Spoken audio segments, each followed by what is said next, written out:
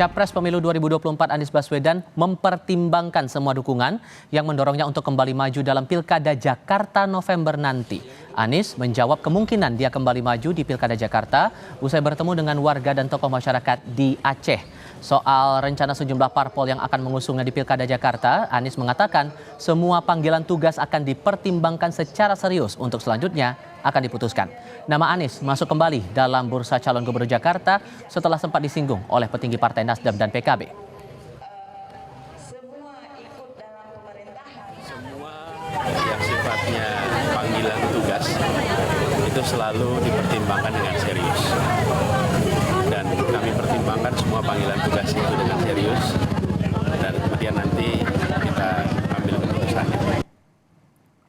Sementara itu PKB sejauh ini masih menggodok sejumlah nama bakal Cagup Jakarta termasuk Anies Baswedan. Ketua Umum PKB Mohaimin Iskandar mengatakan partainya masih belum memutuskan nama kandidat Cagup Jakarta.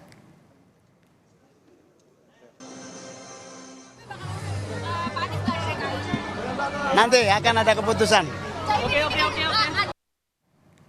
Di tengah ramainya bursa calon gubernur di Pilkada Jakarta 2024, mantan Gubernur Jakarta Basuki Cahayapurnama alias Ahok menyebut kriteria pemimpin Jakarta di masa mendatang haruslah sosok yang berani mengeksekusi kebijakan dan berani untuk tidak populer. Itu disampaikan Ahok saat menjawab sejumlah permasalahan di kota Jakarta yang hingga kini masih dirasakan warga, mulai dari kemacetan hingga banjir yang belum teratasi. Menurutnya, dalam memimpin Jakarta tidak sekadar mencari popularitas dan pencitraan.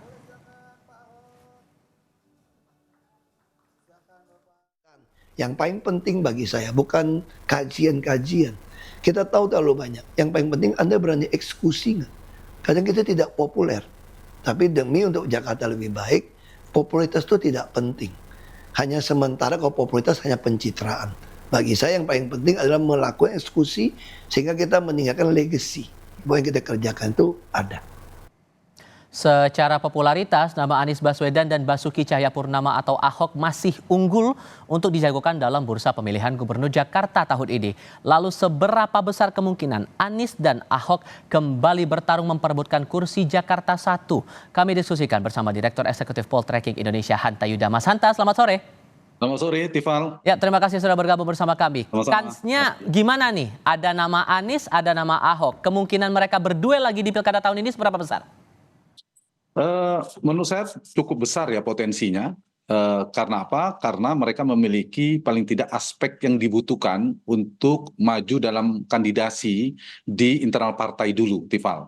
Misalnya satu, pasti setiap partai politik yang diukur adalah potensi elektabilitas, yaitu berdasarkan data survei. Nah, kalau dilihat dari data dukungan elektabilitas, maka keduanya masih punya basis. Data kami di Poltreking Indonesia misalnya itu menunjukkan Pak Anies, Pak Ahok itu masih kandidat yang potensial, punya basis yang cukup kuat. Di luar ada nama-nama baru seperti Ridwan Kamil dan sebagainya.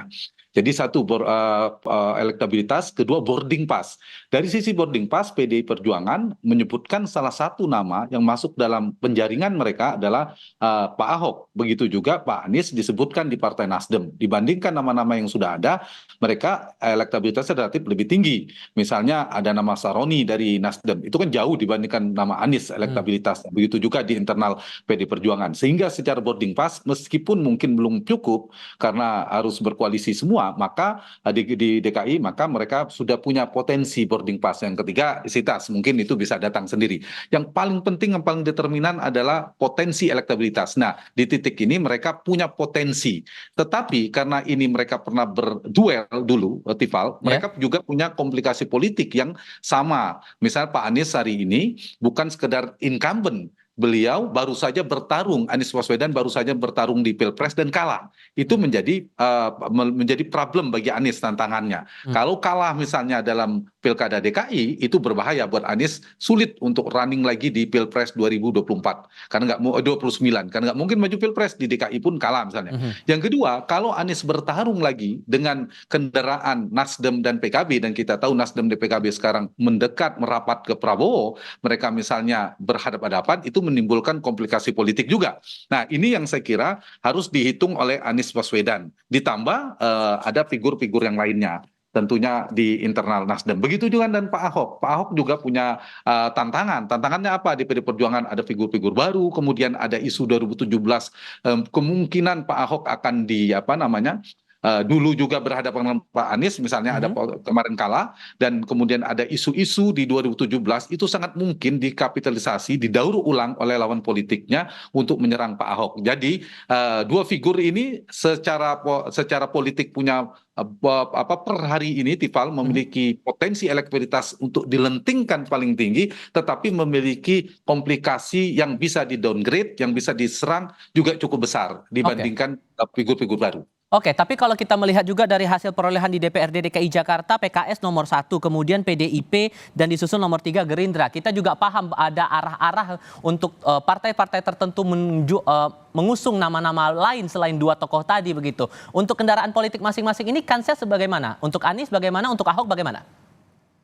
Iya, kendaraannya mereka masih punya potensi, tapi mereka bertarung dengan nama-nama lainnya. Misalnya kalau kita bicara kandidasi parpol, pertanyaan Tifal tadi itu tidak bisa lari dari peta politik nasional per hari ini. Jadi koalisi politik nasional itu akan mempengaruhi peta koalisi di Pilkada DKI. Karena apa? Karena nilai strategisnya sangat tinggi. Karena Pilkada DKI ini menjadi eskalator Pilpres nanti di 2009. Terbukti Pak Jokowi dan Pak Anies menjadi kandidat. Karena itu nanti peta nasional siapa yang akan merapat ini berpengaruh, Tifal. Maksud saya begini. Nah, ketika Pak Surya Paloh dan Nasdem itu bergabung dengan Pak Prabowo, apakah betul Pak Surya Paloh akan semakin mantap atau goyah nanti akan mendukung Pak Anies Baswedan? Ada deal-deal politik, ada perubahan pergeseran. Atau sebaliknya, justru misalnya ada kesepakatan kekuatan baru ini justru mendukung Anies Baswedan. Karena dianggap Ridwan Kamil tetap di Jawa Barat yang disebut dari Golkar, koalisi Indonesia Maju yang saya maksudkan. Jadi dari sisi parpol mereka punya kebutuhan memang mencari figur kuat, rival. Jadi mereka kayak Nasdem, PKB dan seterusnya kan belum memiliki figur yang kuat. Tiba-tiba Pak Ahok maju, mereka majukan Saroni, kemudian Ridwan Kamil maju, kan mereka tidak punya figur kuat. Sehingga memang mencari figur yang potensial, yang kuat, bisa berimbang dalam bertarung. Dari sisi Anies Baswedan juga sama, dari sisi Pak Ahok, terutama Anies Baswedan, dia butuh panggung politik. Setelah kalah di Pilpres, panggung politiknya apa? Apalagi kaki politik narasi perubahannya kan patah ketika partai-partai pendukung koalisi perubahan terindikasi kuat kecenderungannya, tendensinya akan bergeser bergabung dalam pemerintahan.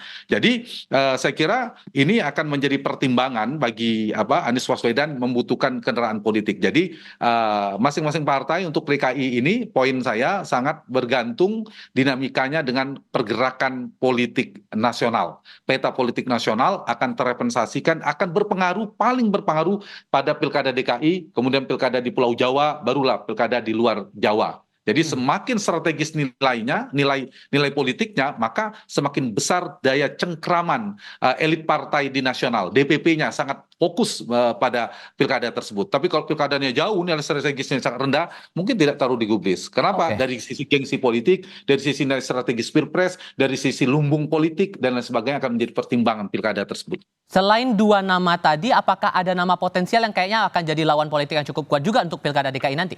Di Jakarta saya membaginya dalam 3 kategori per hari ini berdasarkan data Tifal. Ada kandidat kuat, yang kedua kandidat potensial mungkin dia akan kuat sekarang belum kuat, atau kandidat standar. Kita tidak bicara pada kandidat standar. Nah, kandidat kuat per hari ini ada 3. 2 nama lama yaitu Anies Baswedan, yang kedua adalah Pak Ahok, Basuki Cahayapurnama, yang ketiga ada nama baru yaitu Pak Ridwan Kamil. Tetapi Ridwan Kamil kan belum tentu maju di Jakarta. Ridwan Kamil masih mungkin maju di Jawa Barat lagi. Di Jawa Barat lagi. Nah, jadi dari nama-nama yang saya sebutkan tadi, karena mengingat pilkada masih 6-7 bulan, satu. Yang kedua, dinamika peta politiknya masih mungkin berubah. Yang ketiga, apakah Pak Anies dan Pak Ahok akan maju atau tidak. Maka berdasarkan 3 basis itu, maka per hari ini kita belum terlalu cepat menyimpulkan siapa kandidat terkuat. Per hari ini ada Pak Ahok, Pak Anies, dan Pak Ridwan Kamil, tapi sangat mungkin muncul kuda hitam, muncul figur-figur baru kalau mereka memiliki peran strategi, memiliki posisi strategis dalam persepsi publik. Apalagi misalnya ada wacana, maksudnya saya tidak percaya Pak Anies dan Pak Ahok dipasangkan, sebagian mengatakan. Nah, iya, ada yang mengatakan demikian juga. Itu kan saya sudah kecil kemungkinannya. Saya melihat mereka lebih berpotensi duel daripada duet. Karena apa? Karena mereka tidak memiliki garis temu dari sisi ideologi dan visi Pak Basuki dan Pak Anies ini, Tifal. Jadi sulit dipertemukan. Kenapa sulit dipertemukan? Kalaupun mereka bertemu, orang akan berpikir akan menjadi kekuatan besar, sulit dikalahkan. Saya berpikir terbalik. Justru ini sangat mudah dikalahkan. Karena pemilihnya seperti air dan minyak akan berpotensi meninggalkan pasangan ini. Pak pendukung Pak Ahok yang sangat senang dengan Pak Ahok tidak suka Anies, pun sebaliknya suka Anies tidak suka Ahok, itu akan pergi. Jadi mereka justru menimbulkan semacam komplikasi politik baru. Nah, ini akan memberi kesempatan mereka akan mendapatkan lawan politik yang kuat. Jadi justru potensi lawan kuatnya akan muncul. Poin saya, potensi mereka akan berhadapan relatif lebih besar ketimbang mereka berpasangan. Dan partai pasti realistis akan berhitung potensi kemenangan dan sebagainya. Dan apa mungkin mereka mau jadi wakil juga, kecil kemungkinan. Salah satu menjadi cawagup. Akan coba realistis, tapi kemungkinan untuk formasi koalisi pengusung ini akan sama seperti pilkada sebelumnya, apakah memungkinkan juga atau tidak? Waktu itu kan Anies diusung oleh Gerindra dan PKS begitu. Apakah hal yang sama juga akan terjadi lagi menurut Anda? Kalau peta partainya saya yakin akan berubah sekali, dan jumlahnya 3. Memang per hari ini tripolar atau 3 poros koalisi sangat mungkin terjadi. Kalau kita bicara di Jakarta kan dulu 3 ya, Tifal ya. Kemudian di Pilpres hari ini 2024 yang lalu Februari juga petanya kan 3, Prabowo, Anies dan Ganjar. Nah, kalau itu disambung sangat mungkin 3.